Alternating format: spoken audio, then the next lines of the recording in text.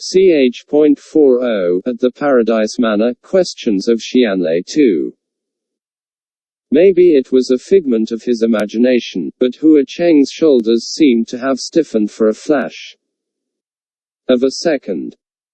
The moment didn't last, and Hua Cheng casually responded, "I did say that the next time we met, I would greet you with my real appearance."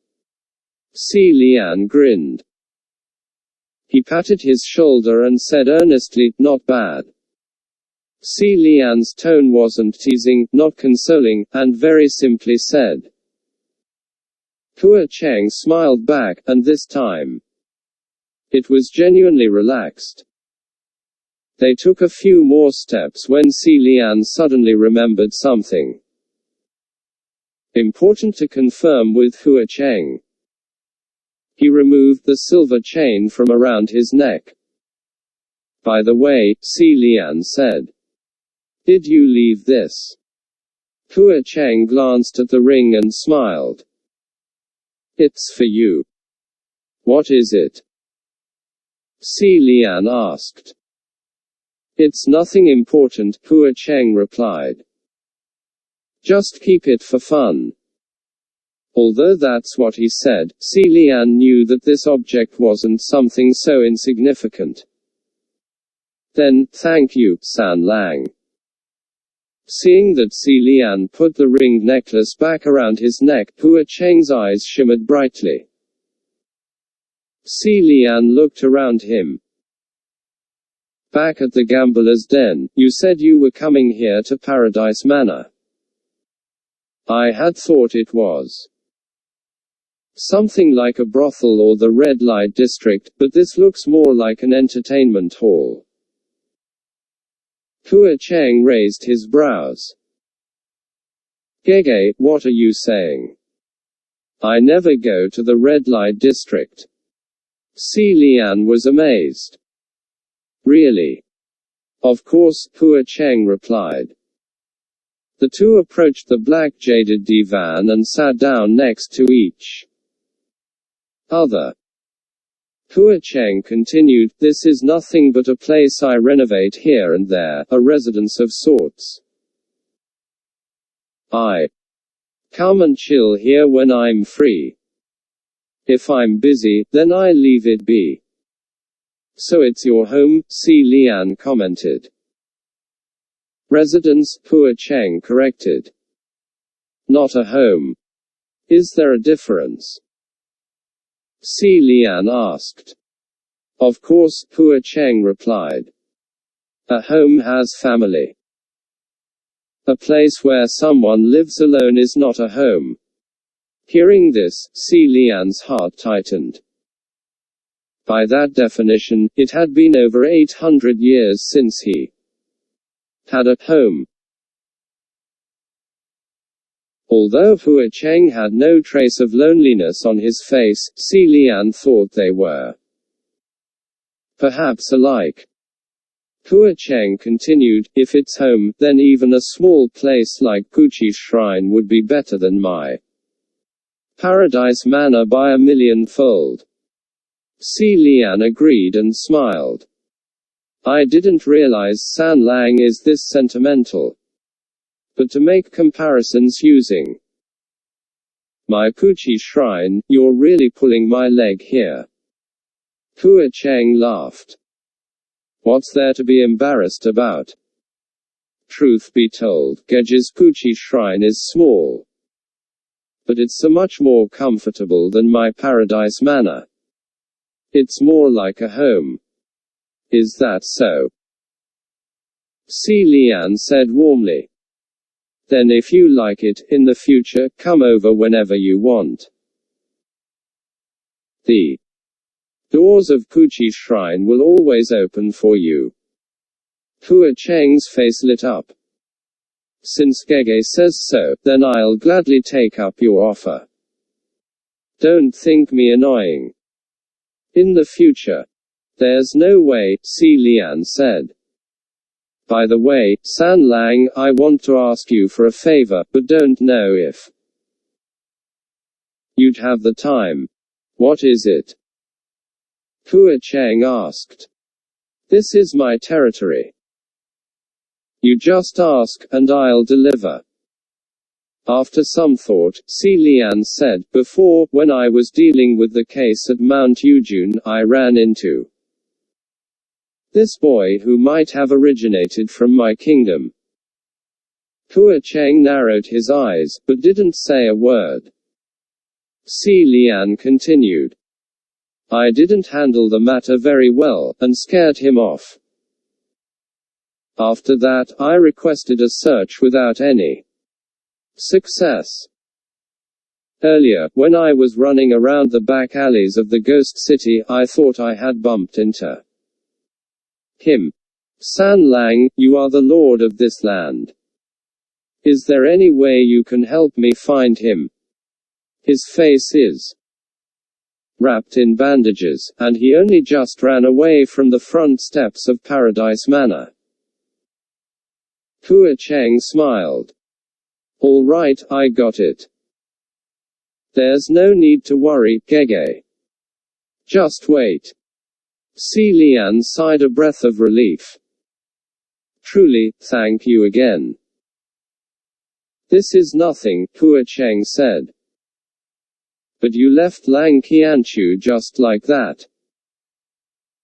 Xianle thought to himself, if Lang Qianchu was here, straightforward and obtuse, it'd be hard to predict what other nonsense would come out of his mouth, and he'd start who knows what kind of trouble, so it's probably best to meet up later.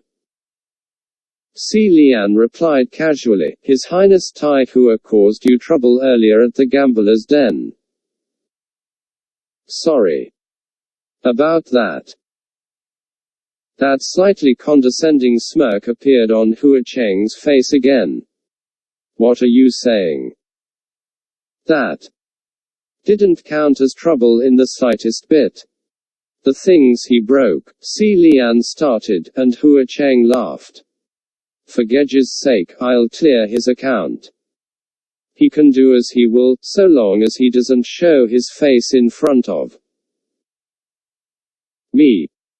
Xianle was now curious, and asked, You don't care if there are heavenly officials frolicking about your territory? Could Hua Cheng really be that fearless? Hua Cheng smiled. Of course you wouldn't know about this, but Gege, all three realms proclaim the ghost city a hell of corruption, a demonic chaos, but in reality, everyone wants to come to carouse.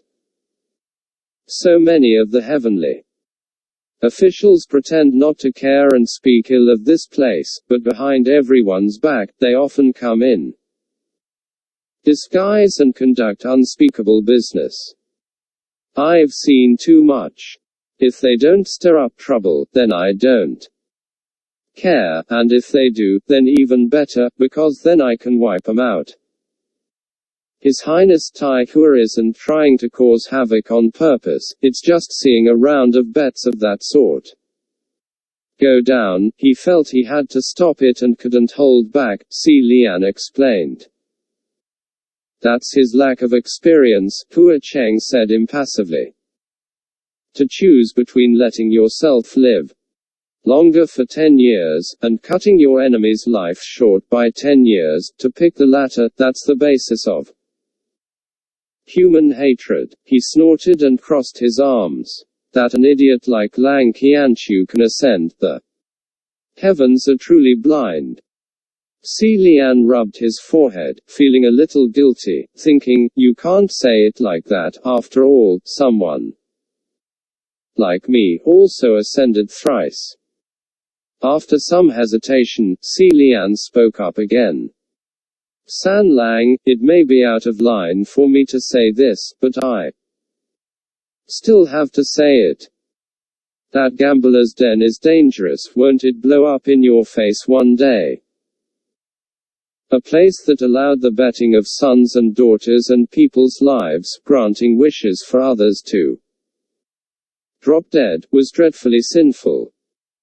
Never mind a little brawl, if one day the bets got out of hand, the heavens wouldn't be able to sit back and keep their eyes shut. Hua Cheng gave him a look. Your Highness. Did you ever ask Lang Qianchu why he had to rush into the mess? Si Lian was slightly taken aback, not quite understanding the intent of the question.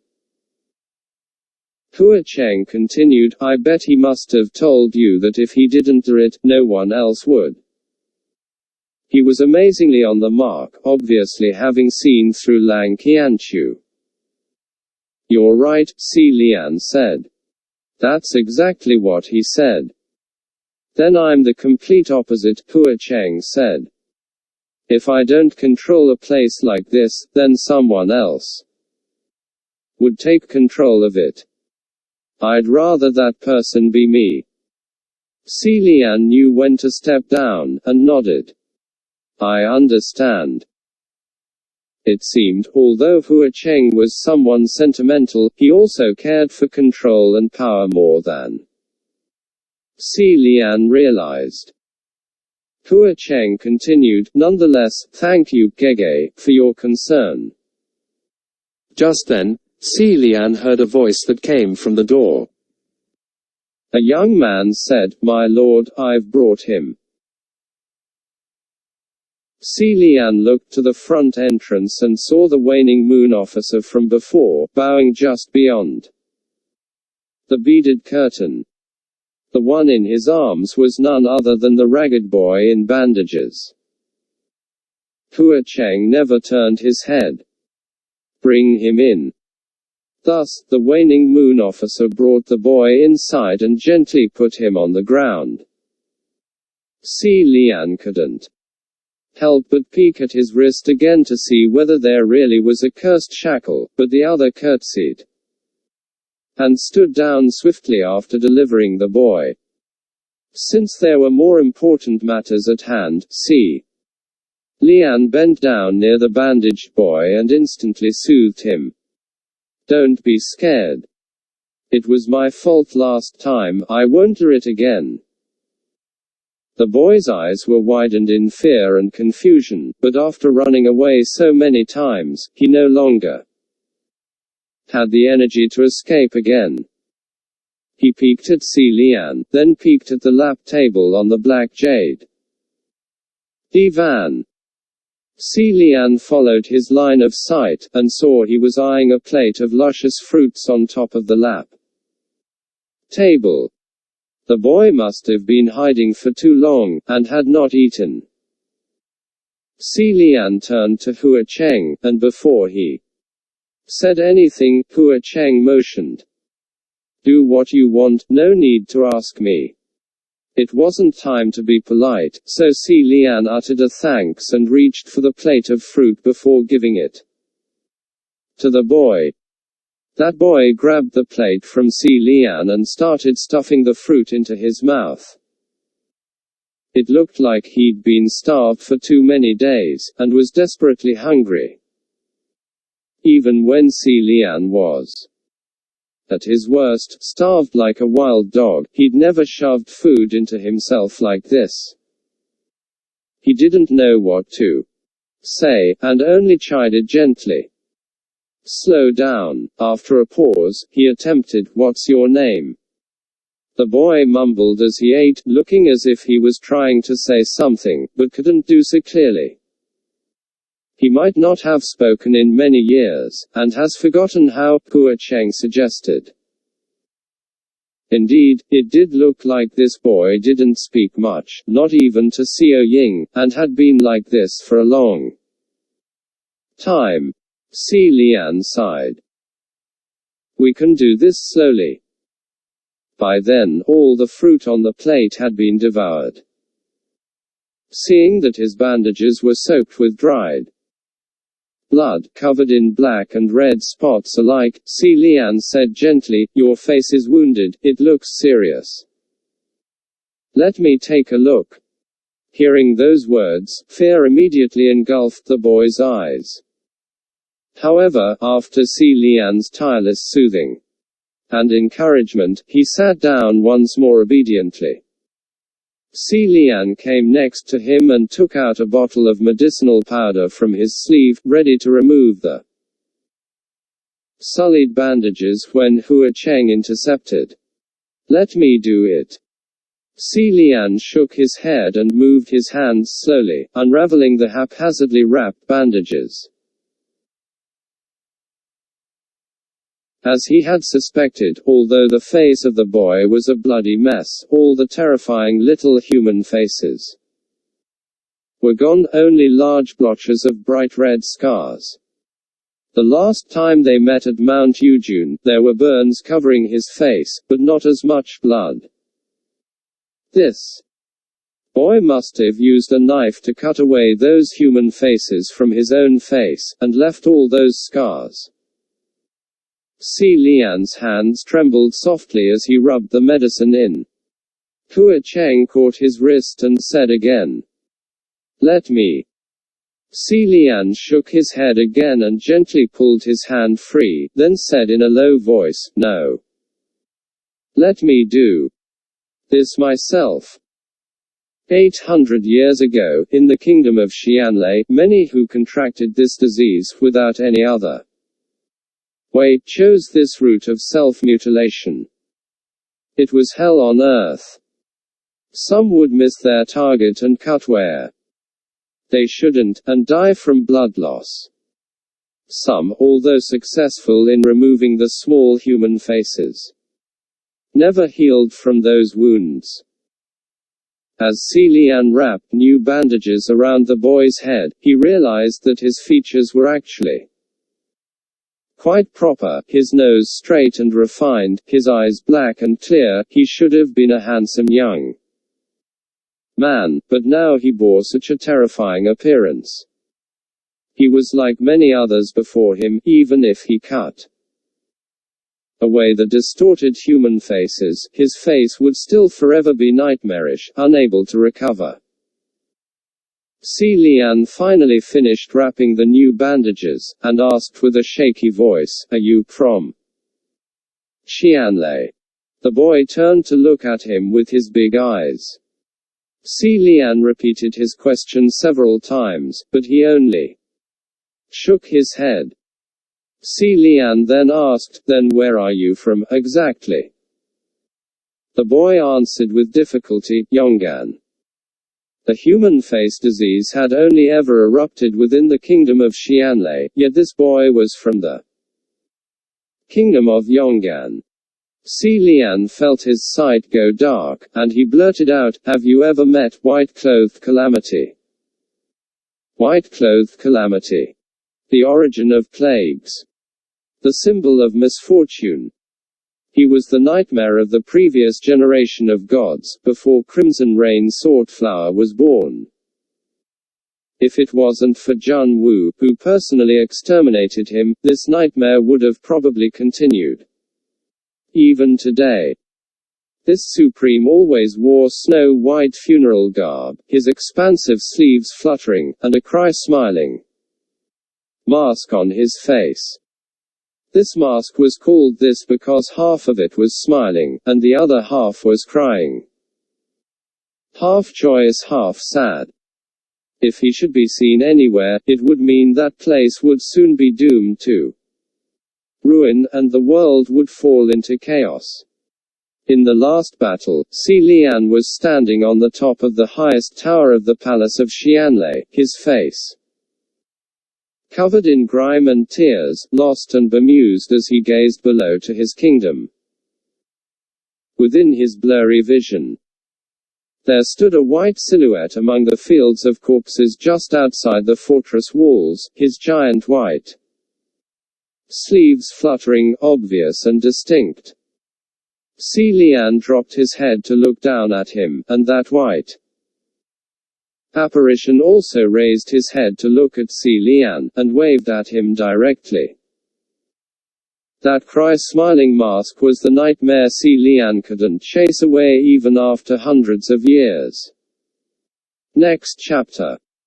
Ch.41, at the Paradise Manor, Questions of Xianle 3. That boy didn't seem to know who the white no-face was, and only watched Xianle with a blank expression. Then, the boy suddenly shouted, "Ah!" Turns out Xianle had grabbed onto his shoulders and unconsciously gripped him too tight. It wasn't until he shouted that Xianle came to, and hurriedly released his hands. "I'm sorry." Hua Cheng spoke up in a low voice, "You're tired. Go rest." As soon as he said those words, a small door on the side walls of the hall opened, and two dainty girls entered to take away the boy. He looked back at Xianle as he was led away. Xianle told him, "Don't worry. I'll go find you again in a bit." After the boy was taken away, Hua Cheng turned to Xianle. "Sit down and relax, and don't see him for now. If you have any questions for him, I have my ways of prying open his lips." Prying open his lips sounded rather horrifying, and Xianle hurriedly replied, "No, that's all right. If he couldn't say anything, then let it go. We'll take this slow." Hua Cheng sat down next to Xianle. "What are your plans for the boy?" Xianle, looking exhausted, gave the question some thought. "I think I'll keep him by my side, and bring him along with me first. He's a ghost, not a human," Hua Cheng said. "Why don't you leave him here in the ghost city? I've no trouble feeding another mouth." Xianle watched him, and said earnestly, "San Lang, truly, thank you. But," he sighed, "I want to bring him along, not just for the purpose of raising him." The ghost cities certainly belonged to Hua Cheng. If he was willing to protect the boy, then no one could harm him and he wouldn't go hungry. But other than that, the most important thing for the boy was more so guidance, to help him organize his mind and speech so that he could look and behave normally. The ghost city was a bustling place, chaotic and wild, not ideal for counseling. Other than himself, Xianle couldn't think of anyone else who would have the patience to undertake this task. Xianle replied slowly, "I'm already immensely grateful that you found him for me. I can't trouble you further with the aftermath." Hua Cheng appeared to disagree, but didn't push any more. He said plainly, "It's really no trouble. When you're here, if you need anything, just let me know, and you're free to go wherever you want." Suddenly, Xianle noticed the scimitar on Hua Cheng's waist had changed. Xianle looked down and his curiosity was instantly piqued. Turns out, on the hilt of that scimitar, there was a silver eye crafted upon it. The pattern of the eye was formed by a few rough silver strokes, although simple, it looked mythical, as if alive.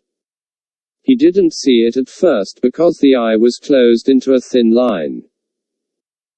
But just then, the eye fluttered open and revealed a crimson, gem-like eyeball.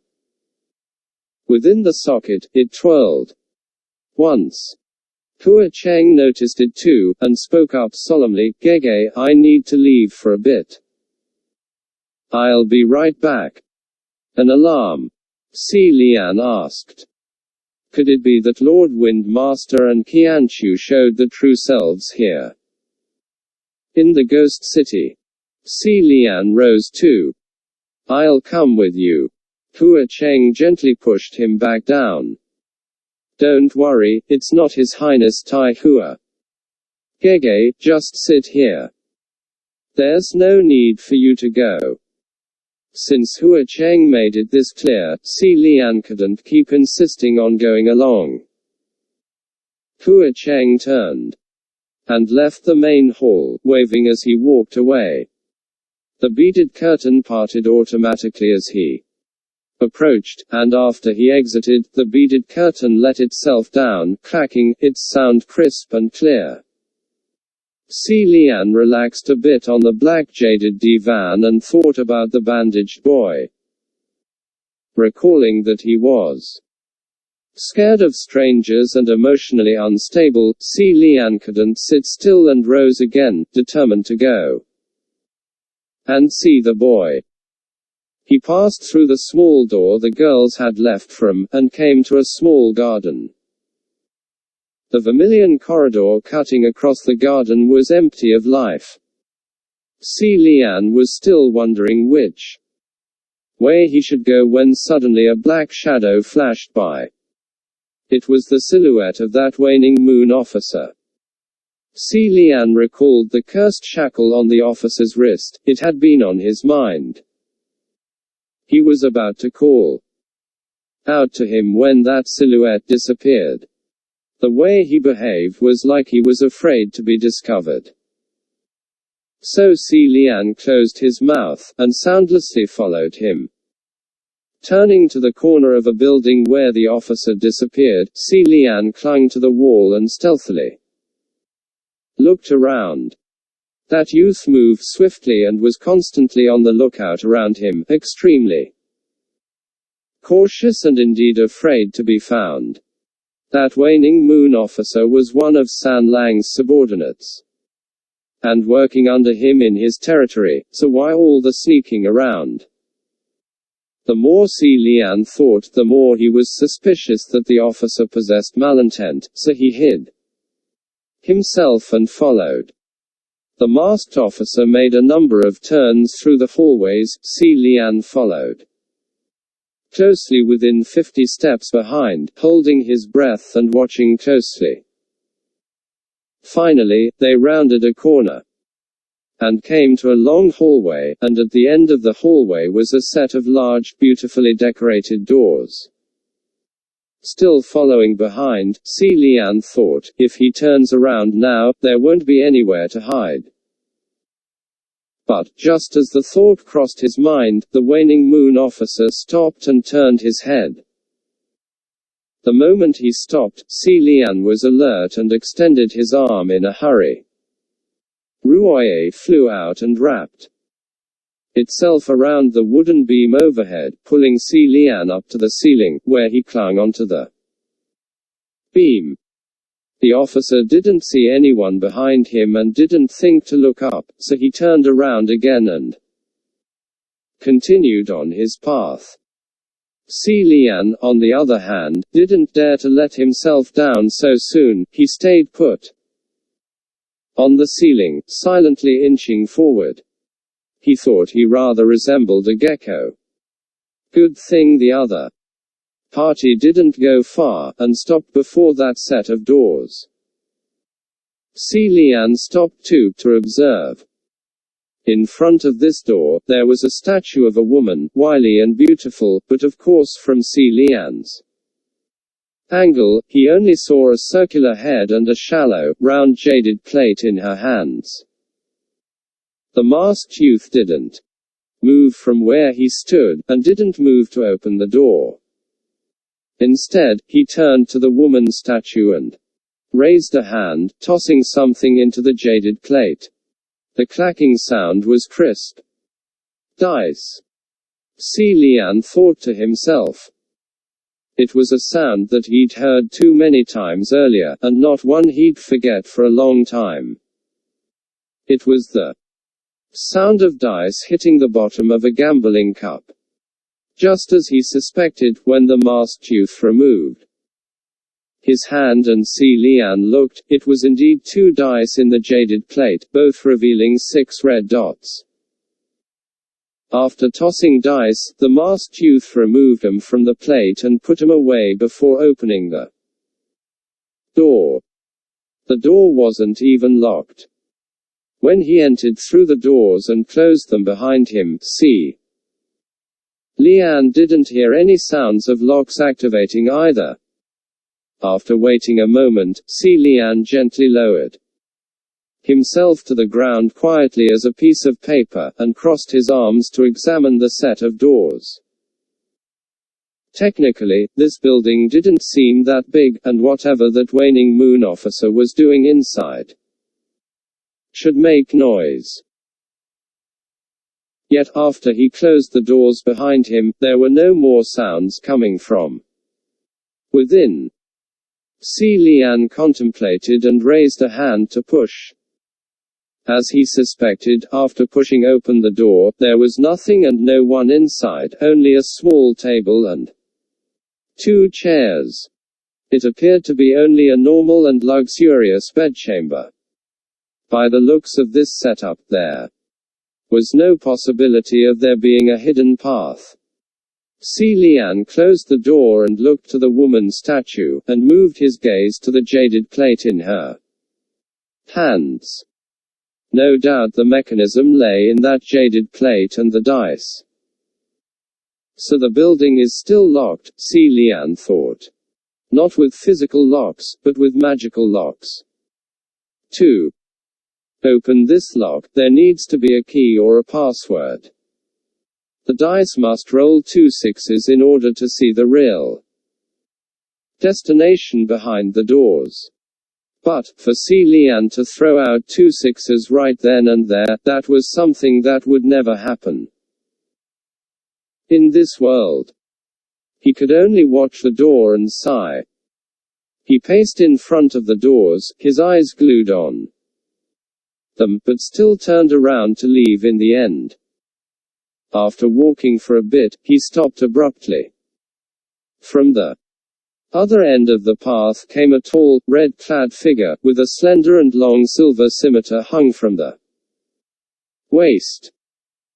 It was Xianle. He walked over with his arms crossed. "Gege, I've been looking for you." He looked exactly as he did when he left, only the scimitar on his waist was out of its scabbard. It, along with the scabbard, clattered against him, clanking as he walked, painting a picture of arrogance. That silver eye on the hilt of Eming was closed. Xianle composed himself and said, "I was going to go see that child, but your house is too big and I got lost." Xianle was originally going to tell Xianle about what had just happened, but when the words came to his lips, they turned around and he swallowed them. Xianle hadn't forgotten the goal of this visit to the ghost city was to investigate the missing heavenly official. Any signs of fishiness couldn't be ignored.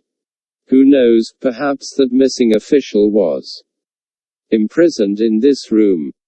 Thus, he decided not to ring the alarm and see if he could go through those doors first. If Xianle had nothing to do with it, then Xianle would report his suspicious subordinate at once, but if Xianle was involved. Xianle was deep in thought, but Xianle took no notice and spoke as he led Xianle back to the main hall.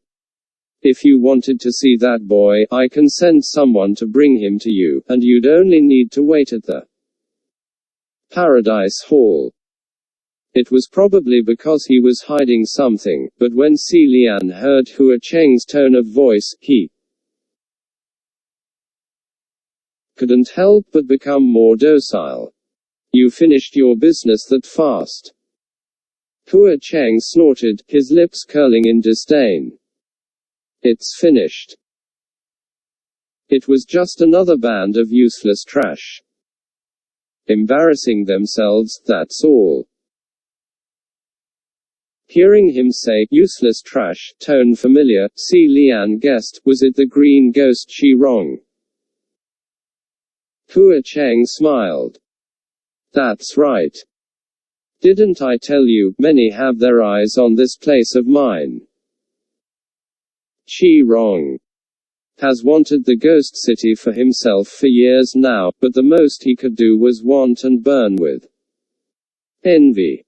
So, every so often he'll send some equally useless underlings to stir up trouble. Nothing worth mentioning. Don't mind it. Actually, I have a place I want to show Gege, but I don't know if Gege would grant me the pleasure. Of course, Xianle replied happily. Traversing through the long hallways, Hua Cheng led Xianle to another large hall.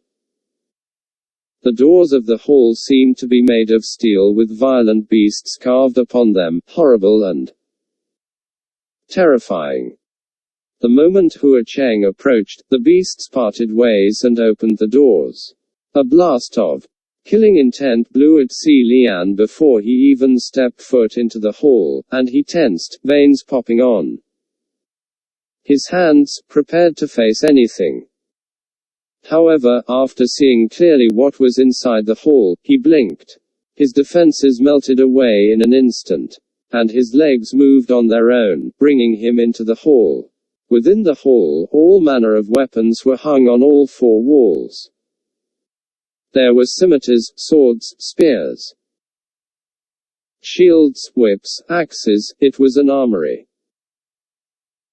Anyone, as long as they were a man, when situated in an armory such as this, surrounded by all kinds of weaponry, would feel as if they were in heaven, and their blood would boil with excitement. Xianle was no exception. His eyes were wide and his face lit. The last time he had shown such excitement was in Jun Wu's armory. Although his face remained schooled, his heart was already battering in his chest, and his speech stammered, may I touch? Hua Cheng smiled. As you like.